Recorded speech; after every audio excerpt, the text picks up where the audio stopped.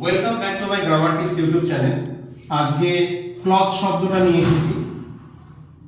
Cloth সবাই আমরা জানি, ক্লথ মানে কত ধরনের মিনিং হয় আমরা দেখব। এটা হচ্ছে সিঙ্গুলার, CLOTH, ক্লথ। এবার এর যদি প্লুরাল করা হয় ক্লথস, তাহলে কি বোঝাবে? পোশাক নয়, সেটা পোশাকের খণ্ড বোঝায়, পিসেস অফ ক্লথ। কিন্তু ক্লথের সঙ্গে যদি ইএস যুক্ত হয় তবে কিন্তু পোশাক হবে, গার্মেন্টস বোঝাবে। এবার আমরা উদাহরণের মাধ্যমে দেখি।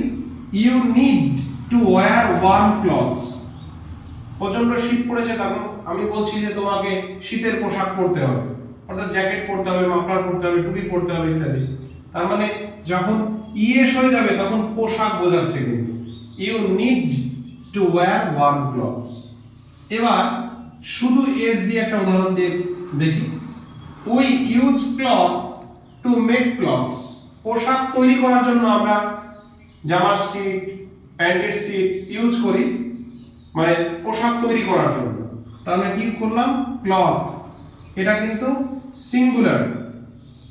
এটার আবার প্লুরাল হবে, শুধু এস বোঝালে পোশাক খণ্ডগুলি ইত্যাদি এরকম বোঝাবে। আবার যদি বলি use separate clothes to clean the floor. একটা বড় ফ্লোর আছে, বললাম যে মানে ফ্লোরটা পরিষ্কার করতে হবে, একটা পোশাকের খণ্ড দিয়ে করলে হবে না, মানে অনেকগুলো খণ্ড নিয়ে ভালো করে পরিষ্কার করতে হবে। তাহলে ক্লথ সিঙ্গুলার, দুটো প্লুরাল, ক্লথস এবং ক্লথস, একটাতে এস এবং একটাতে ইএস।